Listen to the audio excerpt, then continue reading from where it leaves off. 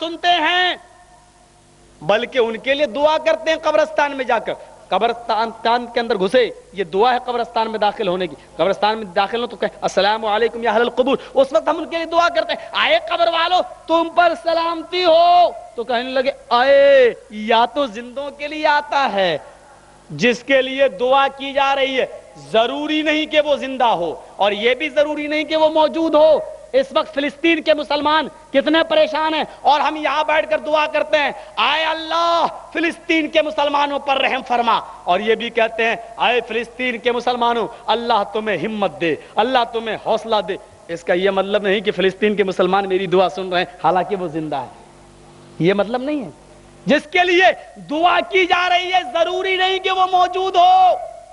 ہم قبرستان میں جو مردے ہیں ان کے لیے دعا کر رہے ہیں السلام علیکم یا اہل القبور، اے قبر والو تم پر سلامتی ہو. اس کا یہ مطلب نہیں ہے کہ وہ زندہ ہے یا سن رہا ہے. اچھا ایک بات بتاؤ، اگر آئے صرف حاضر کے لیے آتا ہے تو مجھے آپ بتائیے امام صاحب پیچھے پڑھتے ہیں کیا اللہ اکبر غیر المغضوب علیہم ولا الضالین، پیچھے مقتدی لگے ہوئے ہیں. اب پڑھا امام بسم اللہ الرحمن الرحیم قل یا ایھا الکافرون لا اعبد ما تعبدون. کیا ترجمہ ہوا؟ آئے محمد کہہ دو آئے کافرو، یا یہاں آ رہا نا قل یا ایھا الکافرون، اور یا حاضر کے لیے آتا تو اس کا یہ مطلب تو نہیں ہے کہ میرے پیچھے جتنے لوگ نماز پڑھنے والے نماز پڑھ رہے ہیں وہ سب حاضر ہیں اور وہ سب کافر ہیں. کیا میں کافروں کو مخاطب کر رہا ہوں آئے کافروں؟ نہیں. جس طریقے سے قرآن کی آیت ہے ہم اس کو اسی طریقے سے پڑھ رہے ہیں کیونکہ اللہ نے یہی سکھایا، نبی نے یہی سکھایا. اسی طریقے سے ہم قبرستان میں وہی دعا پڑھ رہے ہیں جو نبی نے سکھائی آئے مردو آئے قبر والو تم پر اللہ کی سلامتی ہو. اس کا یہ مطلب نہیں کہ ہم ان کو زندہ سمجھ رہے ہیں. جس طریقے سے ایھا الکافرون کہنے پر ہم یہ نہیں سمجھتے کہ میرے پیچھے کافر ہے، اسی طریقے سے ہم یہ نہیں سمجھتے کہ یہ مردے زندہ ہے. بات تو مولوی صاحب سمجھ میں آتی ہے آپ کی، جتنی آپ کی آتی ہے اوروں کی نہیں آتی، لیکن پھر بھی نہیں مانیں گے. میرے باپ دادا 9-19 کہتے آئے، ہم ریکارڈ توڑ دیں گے 18 کہہ کر. ہاں قولی حدیثیں آپ کے سامنے 2 آ گئیں. آپ سنیے عملی حدیث، اللہ کے رسول کا عمل کیا تھا سنیے. قولی حدیث 3 دے دی، سنت ہے یہ. اب سنت عملی بھی ہوا کرتی ہے، فعلی حدیث سنیے. فعلی سنت حدیث پڑھ دیتا ہوں پوری. روایت اس طرح ہے وعن النعمان ابن بشیر رضی اللہ تعالی عنہ قال کان رسول اللہ صلی اللہ علیہ وسلم یسوی صفوفنا اذا قمنا الى الصلاة فاذا استوینا کبر. رواہ ابو داؤد وصححہ الالبانی. یہ حدیث ابو داؤد کی ہے اور البانی رحمۃ اللہ علیہ نے، ناصر الدین البانی رحمۃ اللہ علیہ نے اس حدیث کو صحیح قرار دیا ہے. روایت کیا ہے، ترجمہ کیا ہے؟ نعمان ابن بشیر رضی اللہ تعالی عنہما فرماتے ہیں کہ اللہ کے رسول کا عمل یہ تھا کیا کان رسول اللہ صلی اللہ علیہ وسلم یسوی صفوفنا، اللہ کے رسول جب بھی نماز پڑھانے کے لیے کھڑے ہوتے تو صفیں درست کر دیتے. کوئی آگے نکلا ہے اس کو پیچھے کر دیتے، کوئی پیچھے ہے تو اس کو آگے کرتے. اور یہاں کیا ہوتا ہے، کوئی 1 فٹ کھڑا ہے تو کوئی 1 بالشت کھڑا ہے، اور یہاں مؤذن تکبیر کر اللہ اکبر اللہ اکبر اللہ اکبر اللہ اکبر اشہد ان لا الہ الا اللہ اشہد ان لا الہ الا اللہ، اور آخر میں پڑھا لا الہ الا اللہ. ابھی ختم نہیں ہوا، اس کا ہے نہیں نکلا، اس نے کہا اللہ اکبر. کوئی 1 فٹ کھڑا رہنے دو، 2 فٹ کھڑا رہنے دو، آگے نکلا رہنے دو، پیچھے نکلا رہنے دو. اللہ کے رسول کا عمل تھا کانا. اور یہاں علماء بیٹھے پوچھو کانا کہاں آتا ہے؟ کانا عربی میں جب فعل مضارع پر داخل ہو تو اس کو استمرار کے معنی میں کر دیتا، کنٹینیو، ریگولر. یعنی نبی کا یہ عمل 1 دفعے کا نہیں بلکہ ہمیشہ کا یہ عمل تھا. ہمیشہ کا کیا عمل تھا کہ آپ جب بھی نماز پڑھانے کھڑے ہوتے تو آپ درست کر دیتے. ٹخنے سے ٹخنا، کاندھے سے کاندھا. کبھی آپ کے ہاتھ میں چھڑی ہوتی، آپ چھڑی سے ایسے کرتے ہیں، اور پھر جب سب درست کر دیتے پھر بھی فرمایا کرتے پہلے اپنے ہاتھ سے صحیح کر دی، لائن لگا دیا، ٹخنے سے ٹخنا قدم سے قدم ملا دیا, چپکا دیا آپ نے, اور اس کے بعد بھی تکبیر ہو جانے کے بعد بھی آپ کیا کہتے, سووا صفوفکم, اے لوگوں اپنی صفوں کو درست کر لو, اے لوگوں مل کے کھڑے ہو جاؤ, اے لوگوں پائجامہ یا جو ہے کرتا جو بھی آپ کا ہو پائجامہ وغیرہ لوں گی آپ ٹخنے سے اوپر کر لو. اللہ کے نبی ہمیشہ جب تک یہ نصیحت نہ کرتے اور صفیں درست نہیں کرتے آپ نماز نہ پڑھاتے. فَإِذَا اسْتَوَيْنَا, حدیث ہے, فَإِذَا اسْتَوَيْنَا, جب ہم درست ہو جاتے, ہماری صفیں صحیح ہو جاتی, جب ہم اچھی طرح کھڑے ہو جاتے, کبّر, تب آپ کہتے اللہ اکبر. بتائیے سنت پر آج کس کا عمل ہے؟ اتباع سنت کانفرنس رکھی گئی. ہمارے مولانا شمیم صاحب بیچارے بیٹھے ہوئے ہیں, کہہ رہے تھے مولوی صاحب کچھ لوگ آئے تھے سی آئی ڈی والے اور کہہ رہے تھے کہ ایسی بات نہیں ہونی چاہیے کہ کسی مسلک کو ٹھیس پہنچے. جرم تو آپ کرتے ہیں, نام رکھنا ہے اتباع سنت, اور ظاہر بات ہے جب سنت کے اوپر باتیں ہوں گی تو ان لوگوں کو کے اوپر تو گرا گزرے گی جن کا عمل سنت کے اوپر نہیں.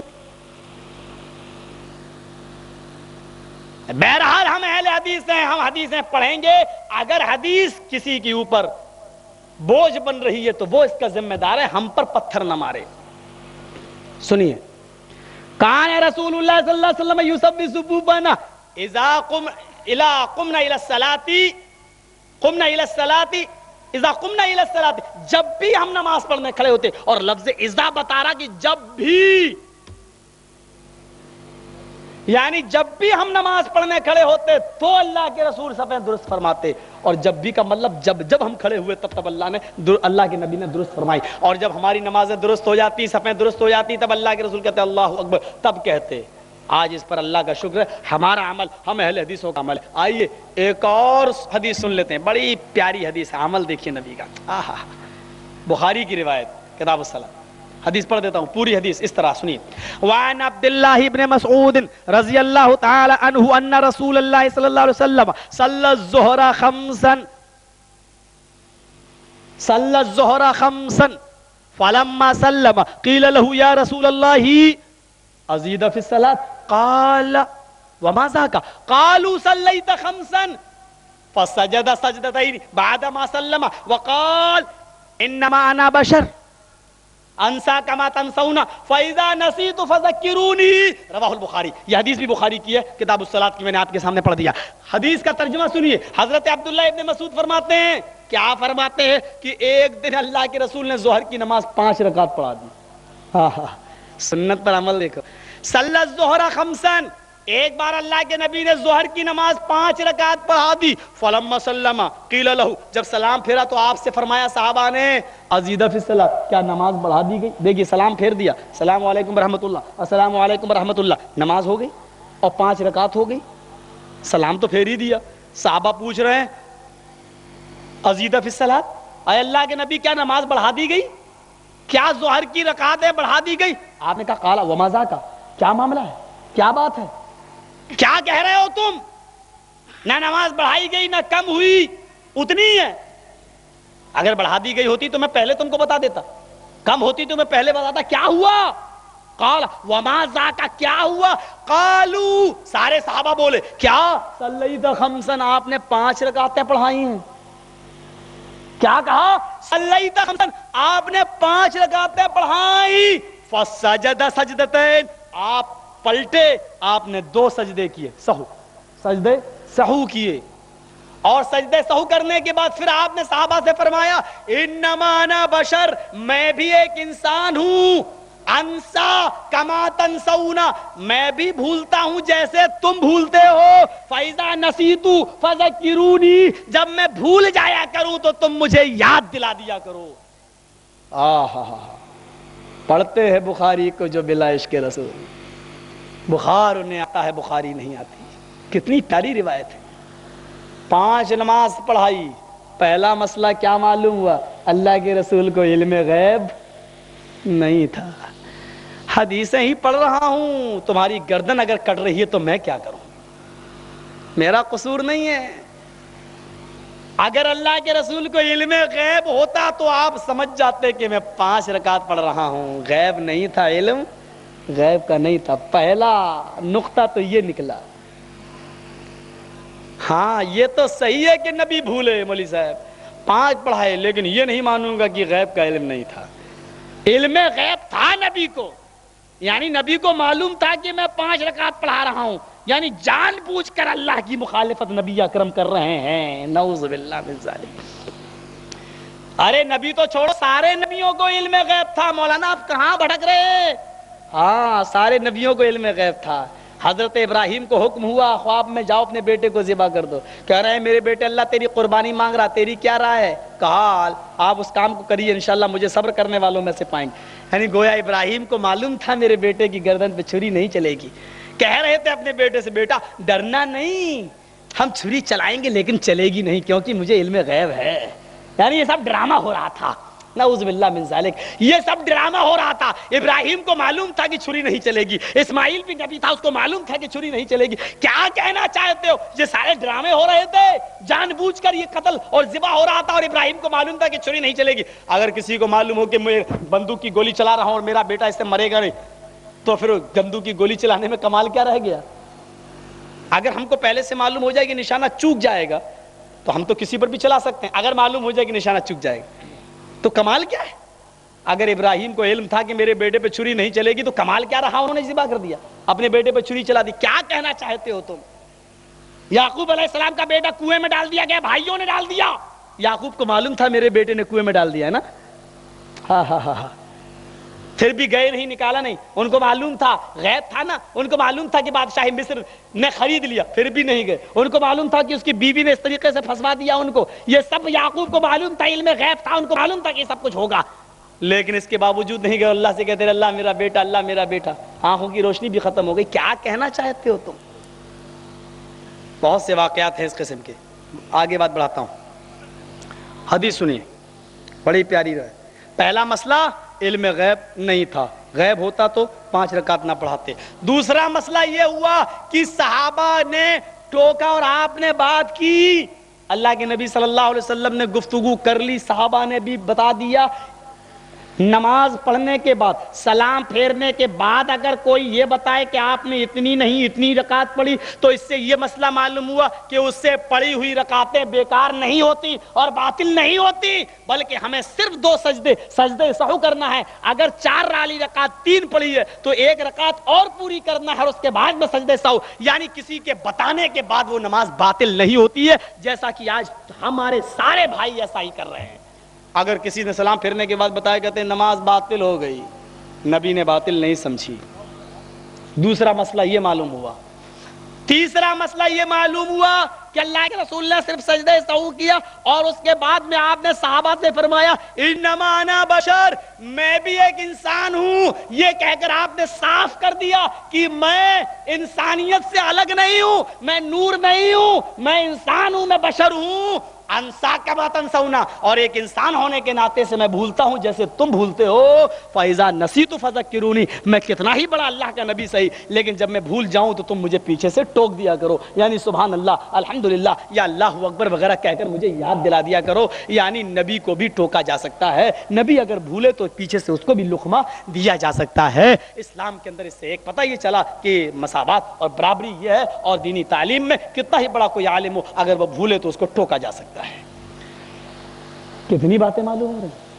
آئیے، یہ نبی کا عمل تھا، نبی کا عمل تھا کہ آپ بھولتے تھے تو سجدے سہو کر لیتے تھے. کوئی ٹوکتا تھا بعد میں تو آپ اس کو صرف سجدے سہو کرتے تھے، نماز باطل نہیں. یہ بھی عمل تھا نبی کا. یہ 2 عملی حدیث آپ کے سامنے رکھ دی. آئیے ایک بڑی پیاری حدیث آپ کو اور سناتا ہوں، اور اس حدیث کو سنانے سے پہلے میں آپ کے سامنے سنن ترمذی کی ابواب الحدود کی ایک روایت آپ کے سامنے پیش کر رہا ہوں، اس کا سرسری ترجمہ، اور اس سے آپ اندازہ لگا سکتے ہیں کہ معاملہ کیا ہے. آج ہماری ماں بہنوں کو کتنی گالی دی گئی جمشید پور ٹاٹا نگر کے اندر، ذرا غور کرنا. اس حدیث کے اندر اسی کا جواب دے دیا گیا ہے. فرمایا ایک عورت فجر کی نماز پڑھنے کے لیے اپنے گھر سے نکلی. یہ حدیث ترمذی شریف کی ابواب الحدود کی روایت ہے. کتاب الحدود اٹھاؤ اور یہ روایت اس کے اندر دیکھ لو. ایک عورت فجر کی نماز پڑھنے کے لیے زمانہ نبوی میں نکلی. ایک آدمی نے اس کو دیکھا, اس کا پیچھا کیا, اب نہ ایک کپڑا اوڑھنی گمچا وغیرہ اس کے اوپر ڈالا, اور یہ آدمی اس عورت کو کھینچ کے تنہائی میں لے گیا.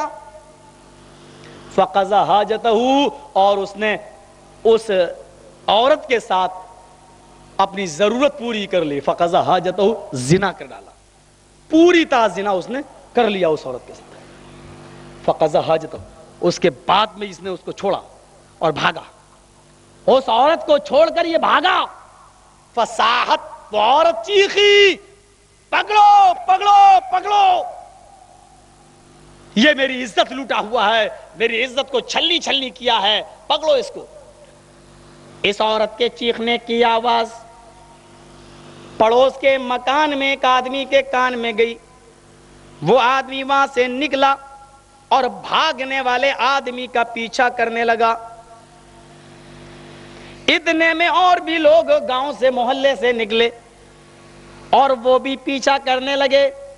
سب سے آگے مجرم بھاگ رہا ہے, اور جو آدمی سب سے پہلے نکلا تھا وہ اسی کو پکڑ رہا ہے. لیکن سارے لوگ جو بعد میں نکلے وہ یہ سمجھے کہ یہ مجھ سے آگے جو آدمی دوڑ رہا ہے یہی مجرم ہے. اصل مجرم بھاگ گیا, اور جو اس مجرم کو پکڑنے کے لیے سب سے پہلے نکلا, سارے کے سارے لوگوں نے اسی کو پکڑ لیا, حالانکہ وہ بے قصور تھا. اس کو پکڑا, اس نے کہا میں نہیں ہوں, میں نے یہ کام نہیں کیا. کہا اس بات کی گواہی تو عورت دے گی کیونکہ اس کے ساتھ یہ معاملہ گزرا ہوا ہے. لے کے چلے اس آدمی کو اس عورت کے پاس اور پوچھا کیا یہ وہی آدمی ہے جس نے تیرے ساتھ غلط کام کیا؟ اس عورت نے جواب دیا واللہ ھذا ہوا, اللہ کی قسم یہ وہی آدمی ہے جس نے میرے ساتھ غلط کام کیا. وہ بھی اصل مجرم کو نہ پہچان سکی. اللہ کی قسم یہ وہی آدمی ہے جس نے میرے ساتھ غلط کام کیا. اچھا, اس عورت کو کی بات مان لی گئی اور اس آدمی کو اللہ کے نبی کے سامنے پیش کیا. اللہ کے نبی نے لوگوں سے پوچھا کہ تم نے بھاگتے ہوئے کس کو پکڑا؟ سارے لوگوں نے کہا اللہ کے نبی اسی کو پکڑا. اس عورت سے پوچھا کہ تیرے ساتھ منہ کس نے کالا کیا؟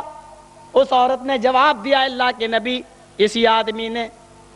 پھر اس آدمی سے پوچھا کہ کیا کہنا چاہتے ہو؟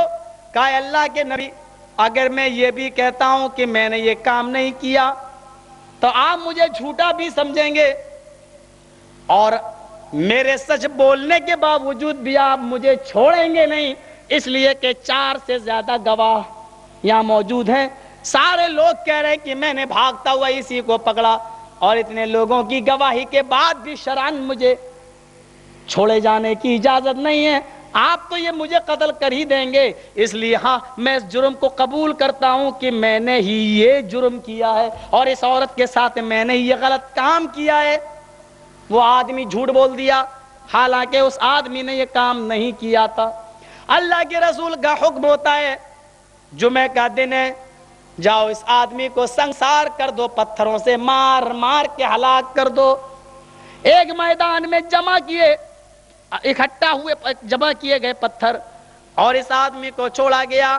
سارے صحابیوں نے اپنے ہاتھوں میں پتھر لے لیے. اللہ کے نبی بھی وہیں موجود ہیں. قریب تھا کہ نبی کا حکم ہو کہ مارو, اور لوگ اس آدمی کو پتھر مارنے لگے. ابھی آپ کہنے ہی والے ہیں کہ جو اصل مجرم تھا وہ چیختا ہوا آیا, اے اللہ کے نبی رک جائیے, اس آدمی کو قتل نہ کریے, اس آدمی کو نہ ماریے, اصل مجرم وہ نہیں ہے, اصل مجرم میں ہوں, میں نے اس عورت کے ساتھ غلط کام کیا ہے. اے اللہ کے رسول زانی میں ہوں, اس آدمی کو چھوڑ دیجیے. معاملہ بڑا پیچیدہ, اس کو بلایا ادھر آؤ.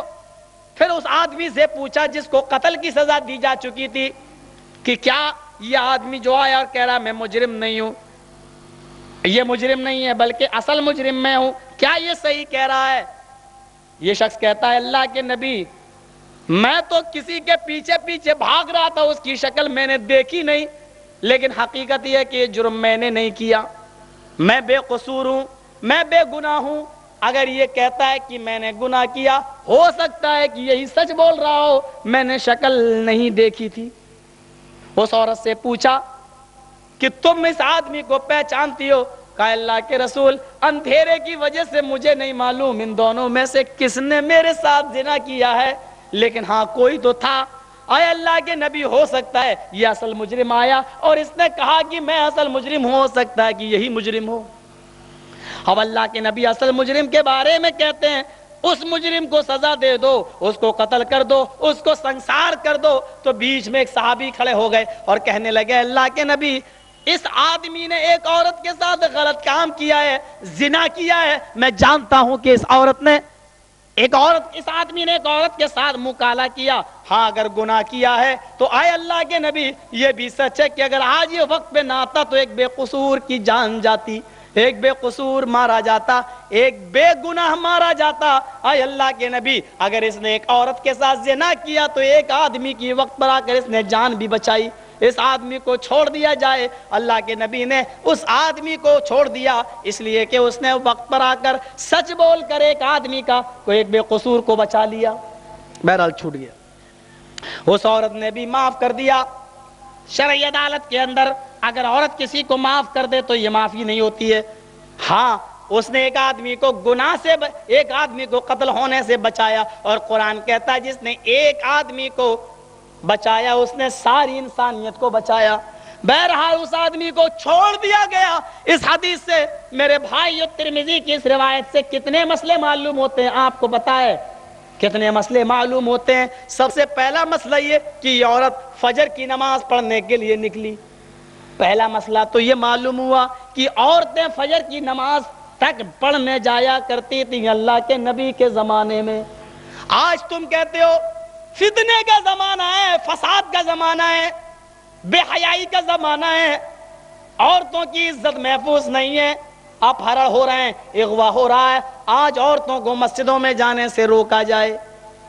اللہ کے نبی کے زمانے میں بھی اپہرن ہو گیا، اللہ کے نبی کے زمانے میں اغوا کر لیا گیا، اس لڑکی کو پکڑ کے لے جایا گیا، لیکن اس اپہرن اور اس گناہ کے بعد، اس اپہرن کے بعد، اس عورت کی عزت لوٹنے کے بعد بھی اللہ کے نبی نے یہ نہیں کہا اب زمانہ ایسا آ گیا، یہ نہیں کہا عورتوں کی عزتیں لٹنے لگیں، عورتیں اس طریقے سے ہو گئی ہیں، ان کی عزت محفوظ نہیں ہے۔ اللہ کے نبی نے یہ نہیں فرمایا آج کے بعد کوئی عورت مسجد میں نہ آئے۔ جب نبی کے زمانے میں یہ فتنہ ہو گیا اور نبی نے اس کے باوجود منع نہیں کیا تو آئے دین کے ٹھیکیداروں، آئے مناظروں کا لقب پانے والوں، مجھے معلوم نہیں، میں پوچھنا چاہتا ہوں جمشید پور ٹاٹا نگر کی دھرتی پر تم نے جو بات کہی کہ اپنی عورتوں کو ہماری مسجدوں میں بھیج دو اور 9 مہینے میں جو رزلٹ نکلے گا وہ تمہارے سامنے آئے گا، میں پوچھنا چاہتا ہوں یہ بدتمیزی اور یہ گستاخی، یہ بیہودہ جملے آخر تم نے سیکھے کس استاد سے؟ کون استاد ہے تمہیں جو ایسی بیہودہ حرکتیں اور بیہودہ باتیں تم کو پڑھایا؟ آخر یہ ہنر تم نے کون سے استاد سے سیکھا؟ وہ استاد بھی قابل مبارکباد اور ایسا شاگرد بھی لائق مبارکباد جس کو عورتوں کے معاملے میں اتنی مہارت ہو۔ تمہارے نوجوان مسجدوں کو بھی طوائفوں کا چغلہ بنانے کے لیے تیار ہوں۔ ہائے ہائے، جس کے نوجوان، جس قوم کی بے غیرتی کا یہ حال ہو کہ اس قوم کے نوجوان مسجدوں میں آنے والی، نماز پڑھنے والی عورتوں کو بھی طوائف سمجھیں اور ان کے ساتھ بھی غلط کام کریں اور 9 مہینے میں ان کو حاملہ کر دیں بقول تمہارے مولوی کے، جو مسجدوں میں اور اللہ کے گھروں میں بے حرمتی کر ڈالیں اور اللہ کے گھر کو رسوا کر ڈالیں، ان لوگوں سے میرے بھائیو ہندوستان کی کوئی دھرتی پاک نہیں رہ سکتی۔ یہ تمہیں مبارک ہو، یہ گندگی تمہیں مبارک ہو، معاف کرنا۔ ہم نے تو اللہ کے گھروں کو اور اللہ کے گھروں کو مرد عورت دونوں کے لیے برابر سمجھا ہے۔ ہاں پردے کے ساتھ اگر عورت آتی ہے، بغیر میک اپ کی آتی ہے تو آ سکتی ہے، پردے کے ساتھ آتی ہے تو آ سکتی ہے، ہم اس کو حکم بھی نہیں دیتے کہ آؤ، کیونکہ عورت کا گھر پہ نماز پڑھنا مسجد بنسبت مسجد کے یہ زیادہ افضل ہے۔ ہم نہیں کہتے کہ وہ مسجد کے اندر آئیں ہی، ہاں اتنا ضرور کہتے ہیں کہ اگر وہ مسجد میں آنا چاہیں تو ہم روکنے کی بھی ہمت نہیں کر سکتے، کیونکہ اللہ کے رسول نے فرمایا لا تمنعوا اماء اللہ ان یصلین فی المسجد، جو عورتیں اللہ کی مسجد میں، اللہ کے گھروں میں آئیں، اے لوگوں ان کو مسجدوں میں آنے سے نہ روکو۔ اللہ کے نبی کے زمانے میں عورتیں مسجد میں آیا کرتی تھی. پہلا مسئلہ کہ فجر کی نماز اتنے اندھیرے میں ہوا کرتی تھی، اتنے اندھیرے میں ہوتی تھی کہ عورت کے ساتھ ایک آدمی زنا کر رہا ہے، عورت اپنے زنا کرنے والے آدمی کو بھی نہیں پہچان پا رہی ہے کہ کون ہے ان دونوں میں سے. پتہ یہ چلا کہ افضل وقت میں بھی فجر کی نماز ہوا کرتی تھی اور غلط سے شروع ہوتی تھی اور اسفار ہو جایا کرتا تھا. آہا، حدیث سے مسئلہ نکل رہا ہے. کسی کی گردن پہ چھری چلے تو میں ذمہ دار نہیں. غلط میں عورت فجر کی نماز پڑھنے نکل رہی ہے اور اتنے اندھیرے میں کہ ایک آدمی، اور کتنا اندھیرا ہوگا، آدمی نے پکڑا لے گیا، زنا بھی کر ڈالا. ارے زنا کرنے میں بھی کم سے کم 3-4 منٹ تو اس کو لگے ہی ہوں گے، پھر بھی روشنی نہیں ہوئی، بھاگا، پکڑ کے بھی آیا گیا، اور جب پکڑ کے لایا گیا پوچھا کیا یہ ہے، پھر بھی وہ غلط فیصلہ کر دیا. ہاذا ہوا، اللہ کی قسم یہ وہی ہے. یعنی کتنی دیر ہوئی ہوگی، اس کو پکڑا گیا ہوگا، اس کے ساتھ زنا کیا گیا ہوگا، بھاگا گیا، لوگوں نے پکڑا ہوگا، اور پکڑنے کے بعد بھی وہ اس کو پہچان نہیں پا رہی اور کہہ رہی ہے کہ نہیں یہی ہوگا وہ آدمی. میرے بھائیوں، تو کتنے اندھیرے میں فجر کی نماز پڑھی جاتی تھی اللہ کے رسول کے زمانے میں. یہ آپ مسئلہ نکال سکتے ہیں اور مسئلے کا استعمال کیا جا سکتا ہے. اس سے تیسرا مسئلہ، 2 مسئلے نکلے. تیسرا مسئلہ کیا نکلا؟ اللہ کے رسول کو علم غیب نہیں تھا. اگر علم غیب ہوتا تو آپ ایک بے قصور اور ایک بے گناہ آدمی کے بارے میں یہ فیصلہ نہ کرتے کہ اس کو سنسار کر دو. آپ اس آدمی کے بارے میں فیصلہ کر دے، کیا تم اس کو لائی، بے قصور ہے، قصوروار تو بھاگ گیا، اس کو پکڑو. اگر غیب کا علم ہوتا تو، حالانکہ اللہ تعالیٰ تو اس کو ویسے بھی بچاتا، بے قصور کو ویسے بھی بچاتا، وہی بھیج کر، جبرائیل کو بھیج کر بچاتا، لیکن اللہ تعالیٰ کو اصل مجرم بھیجنا تھا. اس لیے اللہ کے نبی کو معلوم نہیں ہو سکا کہ اصل مجرم کون ہے، اور دنیا والے جان جائیں کہ محمد رسول اللہ کو اتنا ہی معلوم ہے جتنا بتایا جائے. جب اس عورت نے صاف کہہ دیا کہ یہ وہی ہے اور 4 سے زیادہ گواہ موجود ہے، اس کو پکڑ کے لائے، تو اللہ کے رسول نے کہا سنسار کر دو اس عورت کو، اس آدمی کو سنسار کر دیا جائے، بے قصور. تو اس سے ایک مسئلہ یہ بھی معلوم ہوا کہ اللہ کے رسول کو علم غیب نہیں تھا. اچھا، ایک پیاری حدیث اور سناؤں گا آپ کو، بہت اچھی حدیث، کیونکہ یہ تو عمل ہوا، اللہ کے نبی کا عمل یہ تھا. اچھا دیکھیے، نہ تو قول نہ عمل، اللہ کے نبی نے نہ تو کہا اور نہ کرنے کا حکم دیا، نہ کیا، لیکن کسی کرنے والے کو کرتے ہوئے دیکھا تو آپ نے منع نہیں کیا. یہ حدیث سن لیجیے آپ، پوری حدیث، اور بڑی پیاری حدیث ہے، ذرا سننا. اور آج یہ ہمارے معاشرے میں، سوسائٹی میں ہو رہا ہے آج ایسا. سنو حدیث، پوری حدیث پڑھ دیتا ہوں. روایت اس طرح ہے، وعن قیس بن عامر رضی اللہ تعالی عنہ قال رأى رسول اللہ صلی اللہ علیہ وسلم رجلا يصلي بعد صلاة الصبح ركعتين فقال رسول اللہ صلی اللہ علیہ وسلم صلاة الصبح ركعتان فقال الرجل انی لما كن صلیت الركعتين اللتين قبلهما فصلیتهما الآن فسکت رسول اللہ صلی اللہ علیہ وسلم. رواہ ابو داؤد وصححہ الالبانی. یہ حدیث ابو داؤد کی ہے اور البانی نے اس کو صحیح قرار دیا ہے. کیا ہے؟ قیس ابن عمر فرماتے ہیں کہ اللہ کے رسول نے ایک آدمی کو دیکھا، اللہ کے رسول نے ایک آدمی کو دیکھا.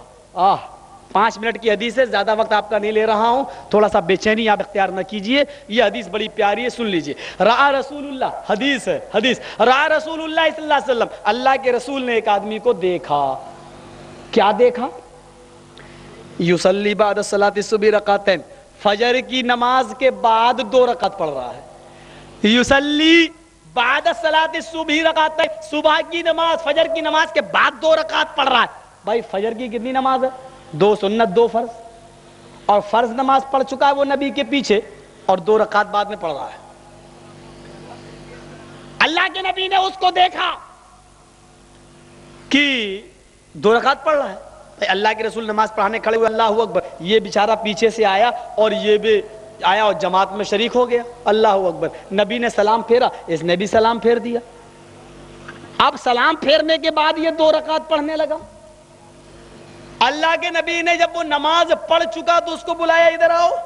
وہ آئے، آپ نے اس سے کہا صلاۃ الصبح رکعتان، صبح کی نماز تو 2 رکعت ہے جو تو میرے پیچھے پڑھ چکا ہے، یہ بعد میں تو نے 2 رکعت کون سی پڑھی؟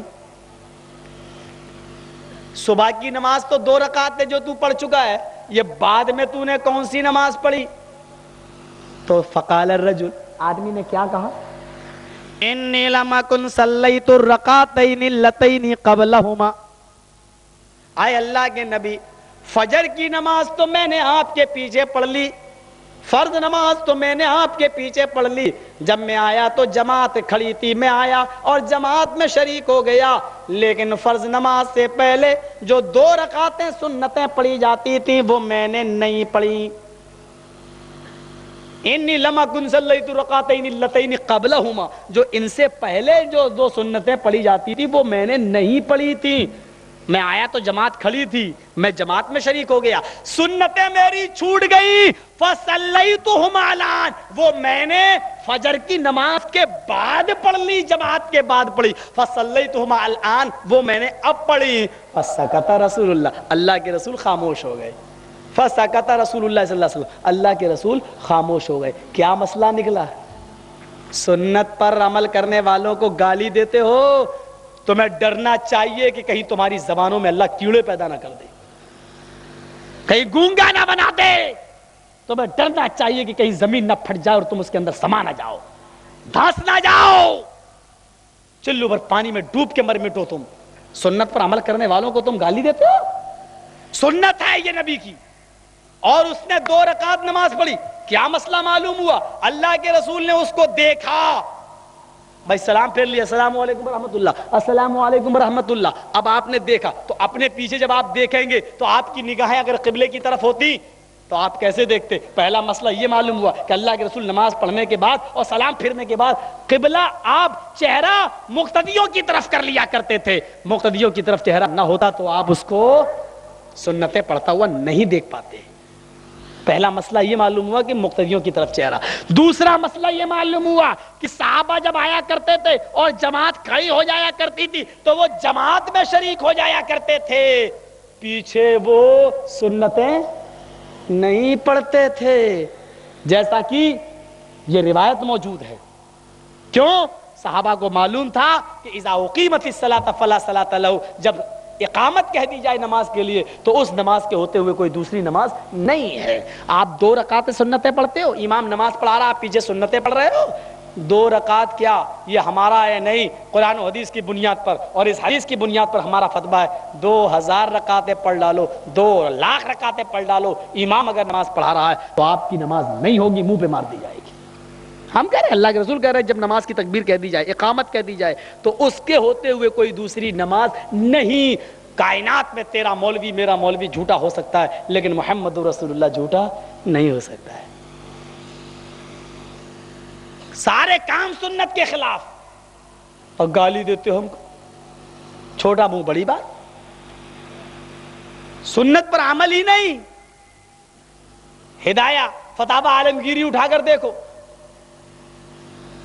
بچے کو کوئی آدمی گود میں اٹھا لے حالت نماز میں، بطلت صلاتو، نماز باطل ہو گئی، جبکہ اللہ کے نبی اپنی نواسی امامہ کو گود میں لے کر نماز پڑھتے تھے، سجدے میں جاتے تھے تو اٹھا کر رکھ دیتے تھے، بٹھا دیتے تھے، پھر نماز سجدہ اور رکوع کرتے تھے، جب کھڑے ہوتے تھے تو پھر لے لیتے تھے۔ نبی کی نماز ہو گئی، تو کہتا ہے نماز باطل۔ لیکن ہاں اگر کتے کے بچے کو، چھوٹے سے پلے کو اگر گود میں اٹھا کر نماز پڑھی جائے تو جازت صلاتو، نماز جائز ہو گئی۔ اپنی اولاد کو اٹھا کر نماز پڑھ لو تو نماز باطل، کتا اٹھا کر پڑھ لو تو نماز باطل۔ یہ سنت پر عمل ہے ان کا۔ نہ کہو ہم سے، کہنا ہم کو بھی آتا ہے، زبان نہ کھلواؤ، اور مولوی بوڑھے ہو چکے ہیں، ابھی تو میں جوان ہوں، تم سے زیادہ تیز بول سکتا ہوں، لیکن نہیں، اپنے اصول سے نہیں گرنا چاہتا ہوں۔ آج جتنی حدیثیں میں نے پڑھی شاید کسی تقریب میں نے پڑھی ہوں اور شاید کبھی ہم نے آپ کو سنایا ہو، صرف اس لیے کہ یہ اتباع سنت ہے تو سنت کو سمجھو۔ رسول اللہ نے دیکھا کس کو؟ رجولن، ایک آدمی کو، یصلی بعد صلاۃ الصبح رکعتین، صبح کی نماز کے بعد 2 رکعت پڑھ رہا ہے۔ جب پڑھ چکا تو آپ نے بلایا، کہا صلاۃ الصبح رکعتین، صبح کی نماز تو 2 رکعت ہے، تو نے یہ کیا پڑھا؟ اس سے کیا معلوم ہوا کہ اللہ کے رسول کو علم غیب بھی نہیں تھا۔ اگر علم غیب ہوتا تو آپ اس سے سوال نہیں کرتے کیا کر رہا، کیا پڑھا؟ آپ تو اس پہلے ہی معلوم ہو جاتا کہ علم غیب کی بنیاد پر آپ کو معلوم ہو جانا چاہیے تھا کہ یہ تو سنت پڑھ رہا ہے، لیکن نہیں، آپ نے پوچھا یہ کیا؟ اس نے کہا کہ میری سنتیں چھوٹ گئی تھی، انی لم اکن صلیت رکعتین اللتین قبلہما، میں نے نہیں پڑھی تھی وہ سنتیں جو ان دونوں سے پہلے پڑھی جاتی ہیں، فجر سے پہلے پڑھی جاتی ہیں، فرض سے پہلے، وہ نہیں پڑھا.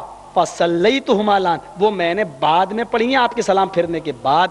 جب آپ نے یہ جواب سنا تو آپ خاموش ہو گئے. فسکت رسول اللہ صلی اللہ علیہ وسلم. اگر یہ چیز غلط ہوتی تو اللہ کے رسول منع کر دیتے، آئندہ ایسا نہ کرنا، لیکن آپ خاموش ہو گئے. یعنی نبی نے کسی کو کرتے ہوئے کام دیکھا اور اس نے جواب دیا میں نے ایسا اس لیے کیا ہے، اور آپ خاموش ہو گئے. تو اس کی دلیل یہ نکلتی ہے کہ اگر کوئی آدمی فجر کی نماز کھڑی ہے، جماعت کھڑی ہے، اگر وہ چلا گیا تو جماعت میں شریک ہو جانا چاہیے، اور سنتیں اگر اس کی چھوٹ جائیں تو وہ بعد میں بھی پڑھ سکتا ہے. یہ سنت تقدیری ہے، یعنی نبی نے اس بات کی اجازت اپنی خاموشی سے دے دی ہے، یعنی یہ بھی جائز ہے. میرے بھائیو اب بتائیے، جو چیز جائز ہے وہ بعد میں آپ کر سکتے ہیں، کیا ضرورت ہے ایک امام نماز پڑھا رہا ہے اور پیچھے آپ سنتیں پڑھیں اللہ اکبر کہہ کر؟ اور دلیل ہم کو دیتے جب قرآن پڑھا جائے تو خاموش ہو جاؤ، اذا قرئ القرآن فاستمعوا له.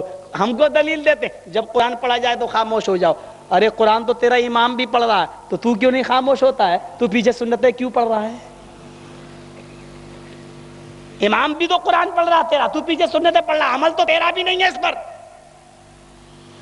میرا عمل تو اللہ کا شکر ہے اس پر اتنا، اذا قرئ القرآن فاستمعوا له، جب قرآن پڑھا جائے تو خاموش ہو جاؤ. اللہ کا شکر ہے جب امام قرآن پڑھتا ہے غیر المغضوب علیہم ولا الضالین کے بعد جب پڑھتا تو ہم خاموش رہتے ہیں، اس لیے کہ سورہ فاتحہ کو الگ بیان کیا گیا ہے، پورے قرآن سے الگ اس کی خصوصیت ہے. ذرا غور کرو، کیا وَلَقَدْ آتَيْنَاكَ سَبْعًا مِّنَ الْمَثَانِِ وَالْقُرْآنَ الْعَظِيمَ، اے نبی ہم نے آپ کو 7 آیتیں دی ہیں جو بار بار پڑھی جاتی ہیں، اور قرآن دیا. یہ نہیں کہا اللہ نے اے نبی ہم نے آپ کو ایک قرآن دیا جس میں 7 آیتیں، یہ نہیں کہا اللہ نے. اللہ نے کیا کہا؟ ہم نے آپ کو 7 آیتیں دی ہیں جو بار بار پڑھی جاتی ہیں. والقرآن العظیم، قرآن کہہ رہا ہے والقرآن العظیم، 7 آیتیں دی ہیں جو بار بار پڑھی جاتی ہیں. والقرآن العظیم، اور قرآن عظیم دیا، یعنی 7 آیتیں الگ اور قرآن الگ. اور اللہ نے کیا کہا؟ جب قرآن پڑھا جائے تو خاموش ہو جاؤ، یعنی 7 آیتیں جب پڑھی جائے تو خاموش نہ ہو، قرآن جب پڑھا جائے تو خاموش ہو جاؤ. اللہ کا شکر ہے جب سورہ فاتحہ پڑھی جاتی ہے تو ہم بھی پیچھے پڑھتے ہیں، اور جب قرآن پڑھا جاتا ہے تو ہم خاموش رہتے ہیں. ہم نے تو عمل کر کے دکھا دیا، تم اپنی دلیل دو ذرا. یہاں لفظ جب ہے، صرف نماز نہیں ہے، صرف نماز نہیں ہے، اذا قرئ، جب بھی پڑھا جائے تو خاموش ہو جاؤ. اس کو اگر تم مانو تو قرآن خوانی بھی حرام ہو گئی. کیوں؟ کوئی مر گیا، ایک پارا سب کو پکڑا دیا. لو بھائی، ایک کو پڑھنا چاہیے، سب کو خاموشی سے سننا چاہیے. جب قرآن پڑھا جائے تو خاموش ہو جاؤ. یا تو 30 پڑھ رہے ہیں صاحب، ایک پہلا پارا، دوسرا پارا، تیسرا پارا، چوتھا پارا، سب پڑھ رہے ہیں. کہاں عمل ہے تمہارا اس پر؟ نہیں عمل. امام فجر کی نماز پڑھا رہا، تم پیچھے سنتیں پڑھ رہے ہو، کہاں تم خاموش ہو؟ اچھا چلو، امام جب پڑھ رہا ہے اللہ اکبر، اور امام نے کہا اللہ الحمدللہ رب العالمین الرحمن الرحیم مالک یوم الدین، اور تم بعد میں آئے اور امام قرآن پڑھ رہا، تم نے کہا اللہ اکبر. اب بتاؤ تم کیا پڑھتے ہو؟ سبحانک اللہم پڑھتے ہو یا نہیں پڑھتے ہو؟ سبحانک اللہم بحمدک وتبارک اسمک. تو امام کے پیچھے امام قرآن پڑھ رہا، خاموش تو تم بھی نہیں ہو. تو جس طریقے سے قرآن کی تلاوت کے موقع پر ثنا تم پڑھ رہے ہو جبکہ یہ ضروری نہیں ہے، اسی طریقے سے ہم امام قرآن پڑھ رہا ہے تو سورہ فاتحہ پڑھ رہے ہیں اس لیے کہ یہ ضروری ہے، اور اس کے بغیر نماز ہوتی ہی نہیں ہے. یہی سنت ہے. اور یہی کہا اللہ تعالیٰ نے ما آتاکم الرسول فخذوہ، رسول تمہیں جو دیں وہ لے لو. اللہ کے رسول خطبہ دے رہے ہیں جمعہ کا، ایک آدمی کو کھڑے ہوئے دیکھا، کھڑے ہو رہے، آپ نے کہا بیٹھ جاؤ. مسلم کی روایت، عبداللہ ابن مسعود مسجد کے دروازے پر ہے، وہ آ رہے ہیں مسجد کے اندر، انہوں نے آواز سنی بیٹھ جاؤ، وہیں بیٹھ گئے. آپ نے کہا تعال یا عبداللہ ابن مسعود، اے عبداللہ ادھر آؤ، تم سے نہیں کہا تھا میں نے ان سے کہا بیٹھ جاؤ، تم کیوں بیٹھ گئے؟ کہا اللہ کے رسول میرے کانوں نے صرف اتنا سنا کہ بیٹھ جاؤ، اور مجھے یہ نہیں معلوم کہ آپ نے کس سے کہا ہے. اے اللہ کے نبی میں اتنا جانتا ہوں کہ میرے کانوں نے آپ کا فرمان سنا بیٹھ جاؤ، میں اسی جگہ پر بیٹھ گیا. کہیں کھڑا رہتا یا چلتا تو کہیں آپ کی نافرمانی کی بنیاد پر میں جہنمی قرار نہ دے دیا جاتا. میں اسی جگہ پر بیٹھ گیا. او لوگوں یہ عمل تھا صحابہ کا. حدیث رسول سن کر اللہ کے نبی کی زبان سے جملہ نکلتا تھا اور وہ فوراً بعمل ہو جایا کرتے تھے, عامل ہو جایا کرتے تھے. مجھے آپ بتائیے, آج اتنی حدیثیں میں نے پڑھی, ایک حدیث پر بھی آپ کا عمل کیوں نہیں ہے؟ مجھے بتاؤ. بدایوں میں گیا, پگڑیاں تھیں ہری ہری, لیکن کیا کریں, اب نماز پڑھنے کا موقع ملا, مغرب کا ٹائم تک پہنچ گیا. نماز پڑھنا تھی, 5-6 لڑکے میرے ساتھ تھے, پڑھ لیا. مغرب میں کھڑا ہوا, اللہ اکبر, تو ہم اوپر باندھے تھے, دور ہی سے چھلک رہے تھے. جیسے یہ مذہب اسلام کی عجیب خصوصیت ہے, دور سے ہی نظر آ جائے گا کہ کون آدمی مسلمان ہے, جو اگر پورا باقاعدہ اسلام پر عمل کرتا ہے تو دور سے. اسی طریقے سے اہل حدیث, اسلام کے اندر کتنے بھی فرقے ہوں, اہل حدیث دور سے نظر آ جائے گا کہ اہل حدیث. وہ اپنی نمازوں سے بتا دے گا کہ اس کا, جیسے اسلام سارے مذہبوں سے بالکل الگ, اسی طریقے سے سارے فرقوں میں مسلک اہل حدیث بالکل الگ, نرالا, اور دور سے سمجھ میں آ جاتا ہے کہ یہ آدمی اہل حدیث ہے. ہم اوپر نہیں باندھے تھے, ہم کو معلوم تھا کہ آمین والوں کی مسجد تو نہیں ہے, ورنہ آفت آ جائے گی, آمین اگر بول دیے تو پھنس جائیں گے چکر میں. ٹھیک ہے, پہلی رکعت میں تو کنٹرول کر لے گیا. امام نے کہا غیر المغضوب علیہم ولا الضالین, تو بس آہستہ بول دیا آمین, کوئی بات نہیں. لیکن وہ عادت بنی ہوئی ہے زور سے بولنے کی. اب دوسری رکعت میں میں بھول گیا کہ یہ کس کی مسجد ہے, اور وہ امام صاحب ایک ہی سانس میں پڑھتے چلے جا رہے ہیں, دھنا دھن راجدھانی, الحمدللہ رب العالمین الرحمن الرحیم مالک یوم الدین ایاک نعبد و ایاک نستعین, وہی رکے غیر المغضوب علیہم ولا الضالین. اور جیسے انہوں نے کہا ولا الضالین, تو وہ عادت بنی ہوئی تھی, میں نے کہا آمین, دوسری رکعت میں نکل گئی زور سے. اب نکلنے کے بعد میں نے کہا ارے یہ کیا ہوا, آپ تو, میں جانتا تھا کہ آپ تو بجلی گرے گی میری, اور ہوا بھی وہی. سلام پھیرا مولانا نے, السلام علیکم ورحمۃ اللہ. بہت لمبی وہ چٹیا سی تھی, وہ ہری پگڑی کی, وہ پیچھے لٹک رہی تھی. دور سے ہی باروق چہرہ تھا ان کا, السلام علیکم ورحمۃ اللہ, السلام علیکم ورحمۃ اللہ. اب سلام جو ایسے کیا تو وہ بولتے نا حق لا الہ الا اللہ, وہ سب بھول گئے. السلام علیکم ورحمۃ اللہ, یہ کس سور نے آمین کہا؟ میں چپ چاپ خاموش, میں نے کرے کچھ بول دیا تو آفت آ گئی, انہی کا گڑھ ہے. پھر مولانا بڑے تیز ایسے بولے, میں پوچھ رہا ہوں یہ کس سور نے آمین کہا؟ اور میرے بغل میں جو لڑکا نماز پڑھا وہ بولا بھائی بولتا کیوں نہیں ہے, میرے مولانا پوچھ رہے. میں نے کہا پبلک تو جواب دے گی. میں نے کہا جی مولانا, میں نے کہا کیوں کوئی پریشانی ہے آپ کو؟ میں نے کہا آپ نے پہلی رکعت میں سنا؟ کہا نہیں, وہی تو میں سوچ رہا ہوں آپ دوسری رکعت میں کیوں بولے. میں نے کہا بھائی ہمارے یہاں زور سے بولی جاتی تھی, عادت بنی ہوئی تھی, میں بھول گیا, زور سے نکل گئی. میں جان بوجھ کے تھوڑی بول رہا تھا میں, اور اگر میں جان بوجھ کے بھی بول دیا ہوتا تو آپ کو اعتراض کیا یہ غلط ہے, کیا یہ سنت نہیں ہے؟ کہا رہے آہستہ بولی جاتی ہے یا زور سے؟ میں نے کہا مجھے یہ بتاؤ آپ بولے ہیں یا نہیں. اگر آپ نے آمین نہ بولا ہو تو میں نماز دہرا لوں, کیونکہ میں مخالفین سنت کے پیچھے نماز نہیں پڑھتا ہوں. آپ نے نماز میں آمین کہا ہے نہیں, یہ کہا. بولے ارے میں نے آہستہ کہا, تم زور سے بولے ہو. میں نے کہا اس کا مطلب چھوٹے سور تم بھی ہو. بولا کیا؟ میں نے کہا میں نے زور سے کہا, میں بڑا ہو گیا, تم آہستہ بولے ہو, تم چھوٹے ہو تو میرے ہی نسل کے, اور کیا معلوم کل سنت پر عمل کر کے زور سے بولنے لگو تو کل بڑے سور تم بھی بن جاؤ گے. میں نے کہا مولانا آپ کیوں ہم کو ٹوک رہے ہیں, جبکہ آمین آپ بھی بولے ہیں, آمین میں بھی بولا ہوں. یہ الگ بات ہے کہ آپ آہستہ بولے, میں زور سے بولا ہوں. اگر زور سے بولنے والا سور ہوا ہے تو آہستہ بولنے والا چھوٹا سور ہوا کہ نسل تو ایک ہی ہے. اچھا تم جاؤ تو یہاں سے مسجد سے. میں نے کہا مجھے کون سی سنت ہے پڑھنا ہے, مسافر آدمی ہوں, قصر تھا میرا, لیکن مغرب میں پوری پڑھنا تھی اس لیے پڑھ لی, میں چلو چل دیتا ہوں.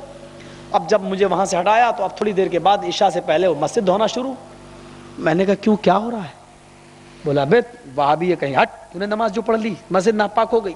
میں نے کہا یار عشاء کے بعد دھونا چاہیے تھا, ابھی تو میں عشاء بھی پڑھوں گا اس میں. بولا گھسنے نہیں دوں گا, میرے مولانا کہہ گئے ہیں وہابیوں کو آنے مت دو, چلو یہاں سے. میں نے کہا یار یہ بتاؤ یہ مسجد کب سے ناپاک تھی؟ بولا کیا تو آیا تو نے ناپاک کر دیا. میں نے کہا ارے اللہ کا شکر ادا کرو, میرا احسان مانو, نہ جانے کب سے ناپاک تھی, یہ پہلی بار دھل رہی ہے, کم سے کم میرے آنے کی وجہ سے پاک تو ہو رہی ہے. بولا اچھا تم جاؤ یار یہاں سے ہٹو. عجیب ماحول ہے, بتاؤ مسلمان ایک دوسرے کی مسجد میں جائے, ایک کلمہ پڑھنے والے, ایک رسول کو ماننے والے, اور مسجدوں میں جانے کی بنیاد پر آج یہ کہا جاتا ہے کہ مسجدیں دھو ڈالو. اچھا اور کہیں گے بھی یہ 4 امام چاروں برک آمین زور سے بولو وہ بھی جائز, آہستہ بولو وہ بھی جائز. یعنی عقیدہ بھی ہے کہ زور سے بھی صحیح اور آہستہ بھی صحیح, اور اس کے باوجود بھی اگر کوئی زور سے آمین بول دے تو ایسا لگتا ہے جیسے امریکہ کی کروز میزائل ان کے سینوں پہ گر گئی ہو. کوئی آمین بول دے. اور اسی بدایوں کا واقعہ ہے, پہلے وہ مسجد اہل حدیثوں کے قبضے میں نہیں تھی, اللہ کا شکر اب قبضے میں آ گئی. وہاں یہ 8-10 آدمی وہاں رہتے ہیں, اب تو اہل حدیث ہو گئے 15-20. پہلے 8-10 آدمی تھے ماشاءاللہ, لمبی لمبی داڑھی, پہنچ جاتے تھے مسجد میں اور زور سے کہتے تھے آمین. یہ لوگ گئے وہاں پر جا کے رپورٹ کر کے آئے بدایوں میں پولیس تھانے میں کہ کچھ گنڈے آتے ہیں اور ہماری مسجد میں زور سے آمین چلاتے ہیں. اب وہ ایسو جو تھا وہاں کا بولا سب گنڈوں کو پکڑ کے لاؤ. پولیس والے گئے اور ان 8 آدمیوں کو پکڑ کے لائے جن کے بارے میں FIR لکھائی گئی تھی. اب وہ ایسو دیکھتا سب کی لمبی لمبی داڑھی اور ماشاءاللہ چہرے پہ ٹیکے, اور بولا ابے میں نے گنڈوں کو پکڑنے کے لیے کہا تھا کہ تم کن کو شریفوں کو لے کے آئے ہو؟ کہا صاحب جن کے بارے میں FIR لکھائی گئی تھی وہ تو یہی لوگ ہیں, کوئی اور نہیں. ان کو بھی بلاؤ جنہوں نے رپورٹ لکھوائی, چلو وہ بھی بلا کے لائے گئے, ہم بھی وہاں موجود تھے. تم ان کے بارے میں رپورٹ لکھوائی ہے؟ کہا ہاں صاحب یہی آتے ہیں اور یہی ہماری مسجد میں زور سے آمین چلاتے ہیں. کہا کیا؟ کہا ہاں. تو ایسو کہتا ہے تم لوگ کیوں ان کی مسجدوں میں جا کر آمین زور سے چلاتے ہو؟ کسی کی ماں بہن بیٹی کا نام لینے میں تمہیں شرم نہیں آتی؟ اب وہ ایسو کیا جانے یہ آمین کیا ہوتا ہے؟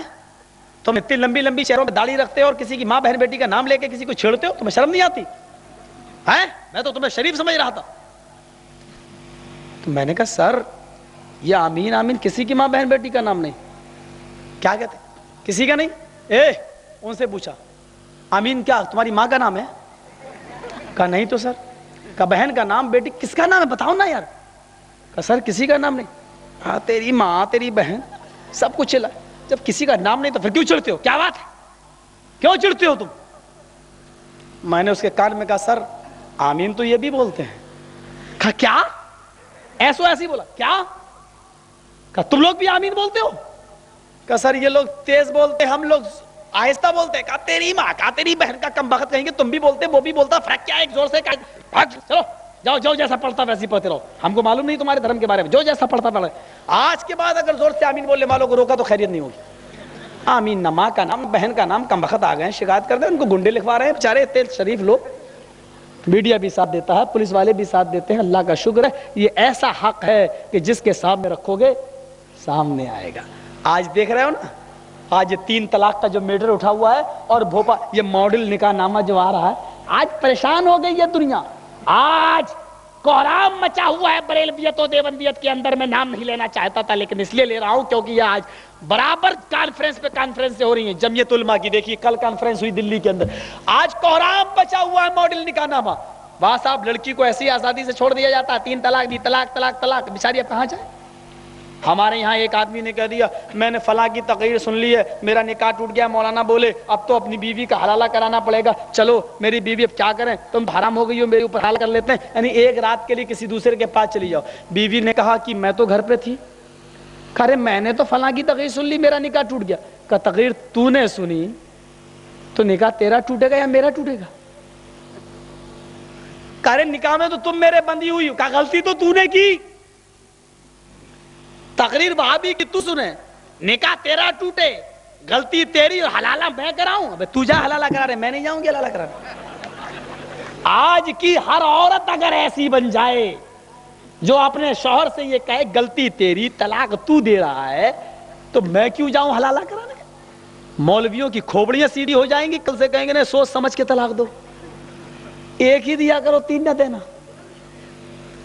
صاحب عقیدہ یہ ہے کوئی ایک مولوی اٹھے, بہت بڑی یونیورسٹی ہے خدا کی قسم آپ کے مبارک پور کے اندر, بہت بڑا آج مدرسہ بھی ہے, ہمارے اور بھی دوسرے بھائیوں کے بھی ادارے. مجھے یہ بتاؤ کہ ایک ہی مجلس میں دی ہوئی 3 طلاقیں اگر دے دی جائیں تو یہ جائز ہے یا ناجائز؟ چلو پڑ جاتی ہے یا نہیں وہ تو ایک الگ مسئلہ ہے, لیکن ایک ہی سانس میں ایک ہی مجلس میں ایک اپنی عورت کو اکٹھی 3 طلاقیں دینا کیا ہے؟ آج سارے دیوبندیوں بریلوی بھائی بھی یہ کہتے ہیں کہ ایک ہی مجلس میں 3 طلاق دینا بدعت ہے, نہیں دینا چاہیے, بدعت ہے. اور دینے والا گناہگار ہوگا, دینے والا गुनाहगार होगा, लेकिन अगर कोई दे तो पड़ जाती है। देना तो नहीं चाहिए, लेकिन अगर कोई दे दे तो पड़ जाती है। इमाम अहमद अपनी किताब मुस्नद अहमद के अंदर लाते हैं हदीस कि एक सहाबी ने अपनी बीवी को 100 मरतबा तलाक़ें दी।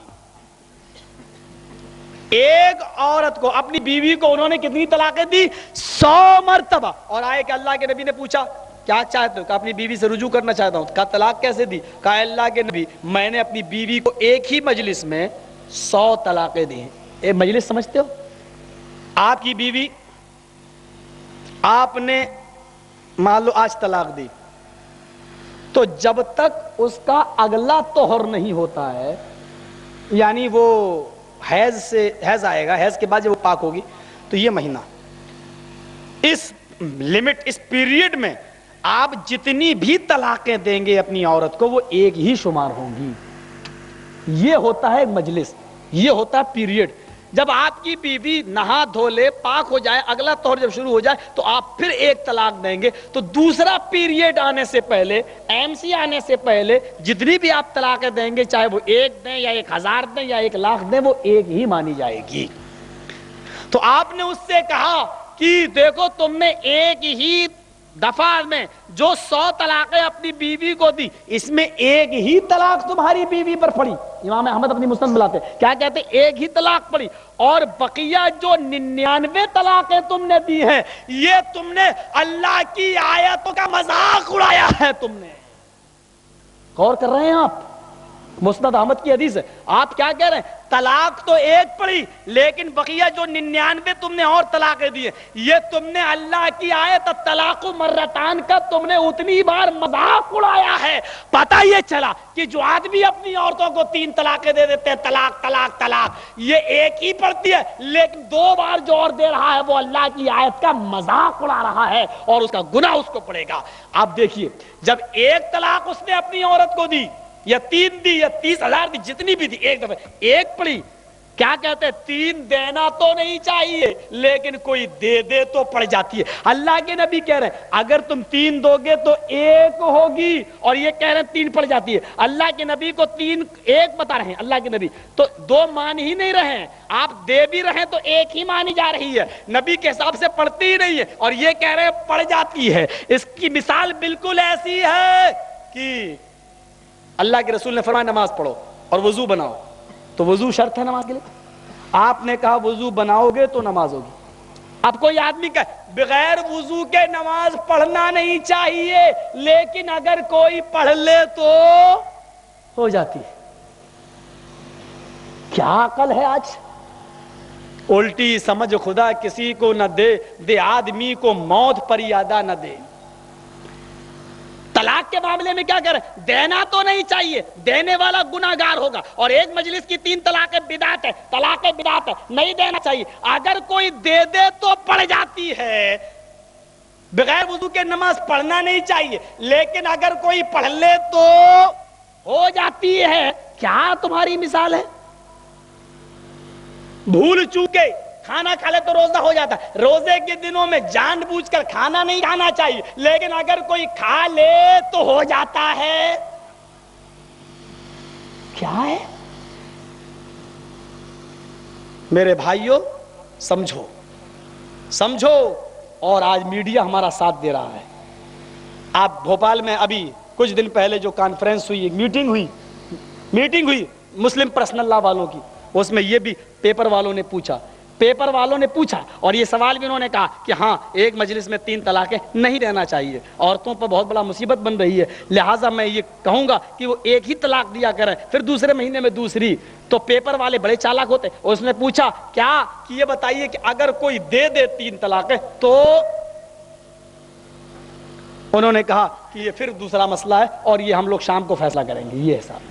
अब पेपर वाले भी फंसाने लगे, अरे तुम अनपढ़ जो कुरान और हदीस से दूर हो पेपर वाले, जब तुम उनके जवाब नहीं दे पाते हो तो अहले हदीसों के जवाब तुम क्या दोगे? कुरान और हदीस का जो इल्म से लैस और भरा हुआ हो उसका जवाब तुम क्या दोगे? ये मालूम है जवाब में तुम क्या दोगे, वही दोगे जो तुम देते चले आए हो अब तक। मेरे प्यारे साथियों, ये वाकयात کہ روشنی میں جو میں نے آپ کے سامنے رکھے ہیں یہ آپ سمجھ رہے ہوں گے کہ آج سنتوں سے کتنا زیادہ منہ موڑا جا رہا ہے اور سنتوں کی کتنی زیادہ مخالفت کی جا رہی ہے، اور آج ہمیں کس اسٹیج پر لایا جا رہا ہے اور آج ہم کو کتنا مجبور کیا جا رہا ہے۔ لیکن ابھی ہمارے مقیم فیضی صاحب نے کہا تھا صبر کرو، چٹان بنے رہو، اللہ کی قسم یہی ہمارے لیے بڑی مردانگی کی بات ہوگی اور اول العزمی کی بات ہوگی۔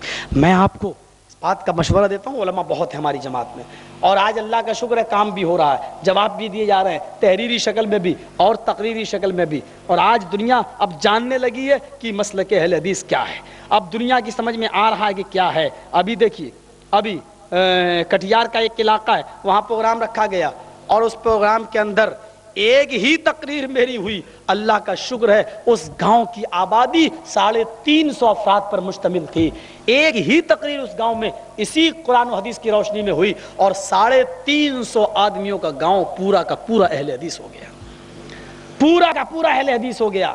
اب لوگ کنورٹ ہو رہے ہیں تیزی کے ساتھ، وہ اب سمجھ چکے ہیں کہ کھرا سکہ کس کے پاس ہے اور کھوٹا کس کے پاس ہے، وہ سمجھ چکے ہیں کہ قرآن کس کے پاس، حدیث کس کے پاس اور اس کے برعکس عمل کس کے پاس۔ حدیث تو صحیح ہے مولانا، نبی ایسا کرتے تھے یہ بھی صحیح ہے، زور سے بولتے تھے آمین یہ بھی صحیح ہے، سب کچھ صحیح، لیکن میرے اس کو ہم نہیں سمجھ پائیں گے، اس کو میرے امام نے سمجھا ہے، اس کو میرے بزرگ نے سمجھا ہے۔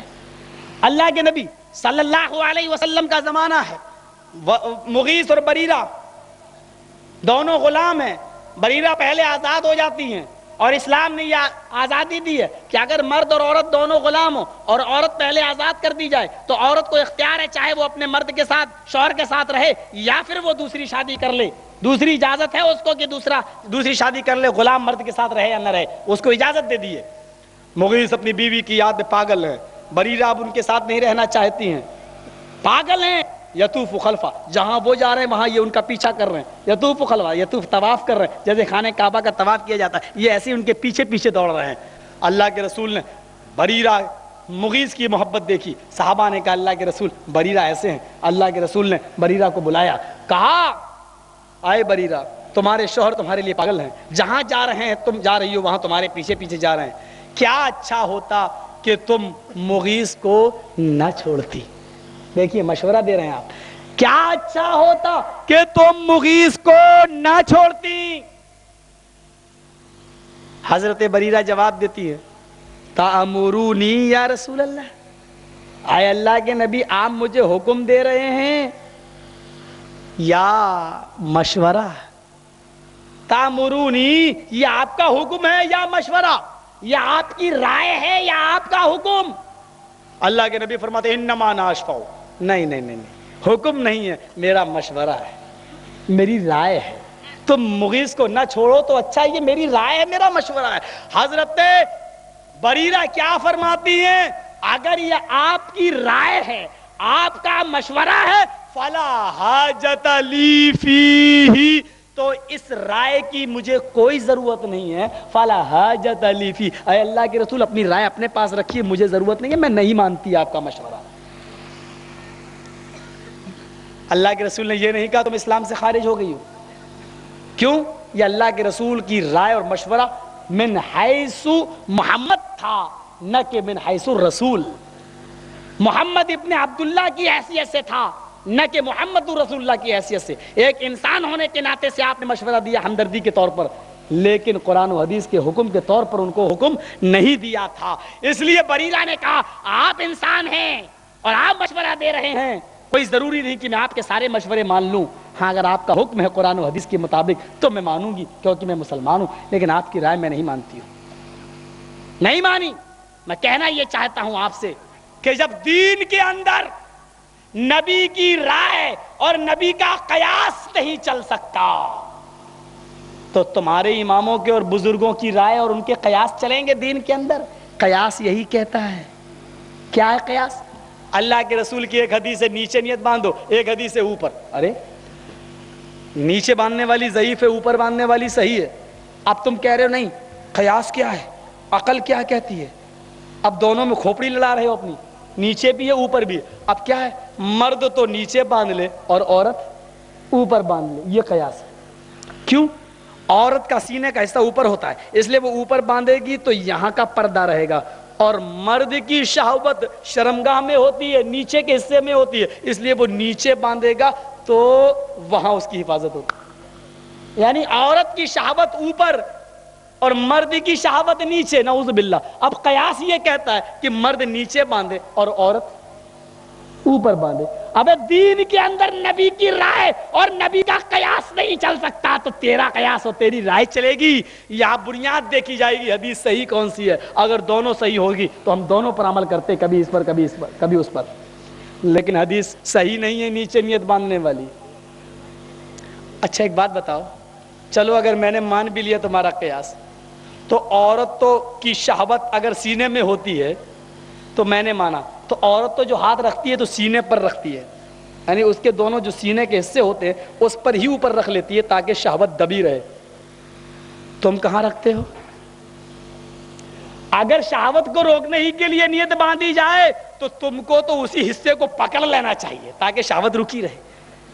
جیسے عورت پکڑ لیتی ہے اور داب لیتی ہے اس حصے کو, تو تم کو بھی داب لینا چاہیے تاکہ شہوت رکی رہے. بے غیرت عورتوں کو تو کہتے ہو سینے پہ رکھو, اور تم پکڑنے کا نام ہی نہیں لیتے ہو, اور اس سے اوپر تھوڑا سا. کیا کہنا چاہتے ہو میرے بھائیوں؟ اللہ کی قسم رسوا نہ کرو دین کو, اپنا قیاس اور اپنی کھوپڑیاں نہ لڑاؤ دین کے اندر. جتنی تم قیاس نکالو گے تمہارے قیاس کو ہم اسی طریقے سے ڈائنامائٹ کرتے رہیں گے, اڑاتے رہیں گے, پوسٹ مارٹم ہوتا رہے گا.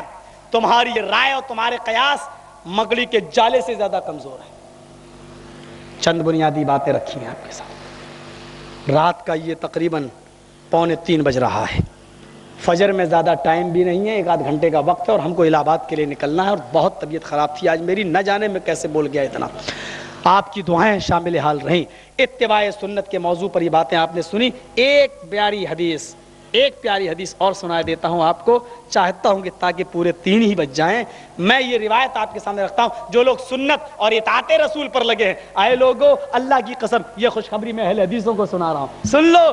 اب اتباع سنت پر جو آدمی عمل کر رہا ہے اس کا بدلہ کیا ہے, اس کا رزلٹ کیا ہے, اس کا نتیجہ کیا ہے, پوری حدیث سنائے دیتا ہوں. پوری روایت اس طرح ہے. وعن ابی ہریرہ رضی اللہ تعالی عنہ ان رسول اللہ صلی اللہ علیہ وسلم قال کل امتی يدخلون الجنة الا من ابى قیل ومن ابى یا رسول اللہ قال من اطاعنی دخل الجنة ومن عصانی فقد ابى. یہ مشکات کے اندر اس طریقے سے آئی ہے, لیکن بخاری کے اندر اس طریقے سے حدیث نہیں ہے. بخاری کی روایت کیا ہے؟ وعن ابی ہریرہ رضی اللہ تعالی عنہ ان رسول اللہ صلی اللہ علیہ وسلم قال کل امتی يدخلون الجنة قالوا ومن يابى.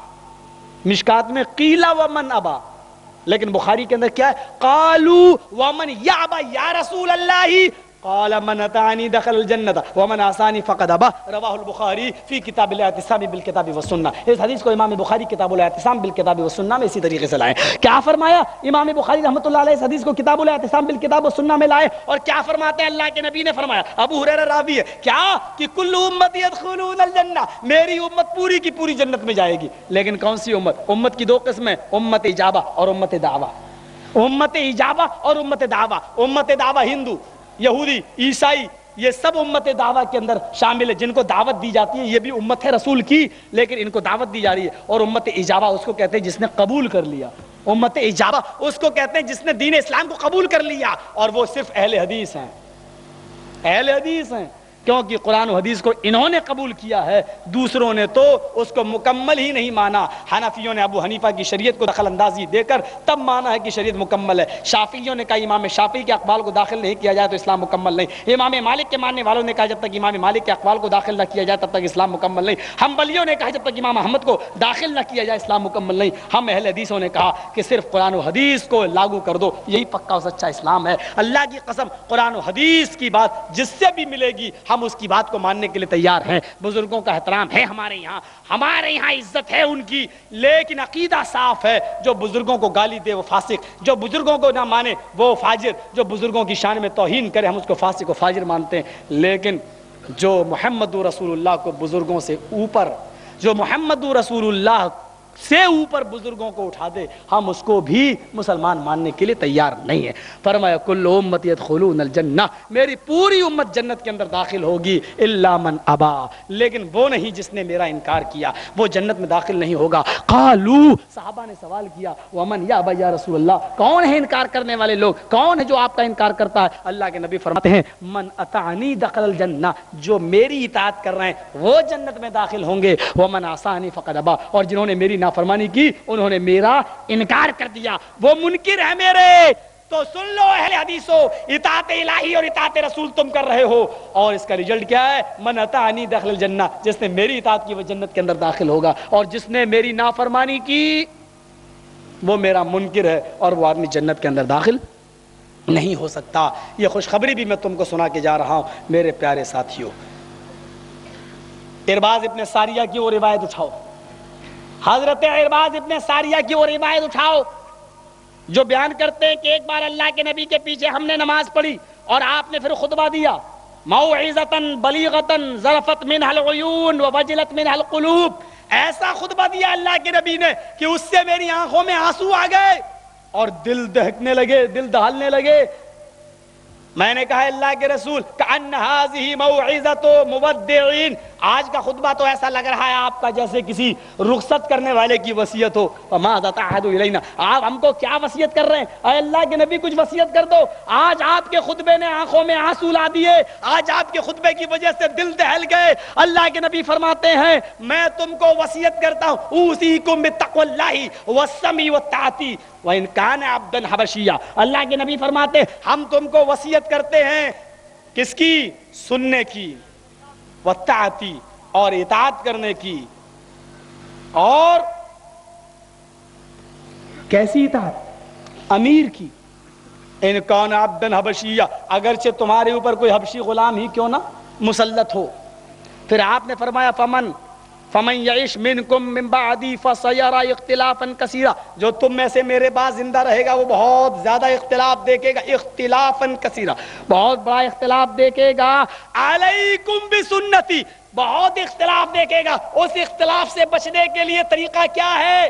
ابو حنیفہ کی طرف نہ جاؤ، شافعی کی طرف نہ جاؤ، مالک کی طرف جانے کا حکم نہیں دیا، امام احمد ابن حنبل کا راستہ نہیں بتایا، پیران پیر عبد القادر جیلانی کا راستہ نہیں بتایا، فرمایا فسیرا اختلافا، اور فسایا سین لا داخل کیا گیا جو مستقبل قریب کے معنی میں کر رہا، یعنی بہت جلدی تم یہ زمانہ دیکھو گے کہ بہت زیادہ اختلاف ہو جائے گا، اور اتنا اختلاف ہوگا، اس اختلاف کو سے بچنے کے لیے طریقہ کیا ہوگا؟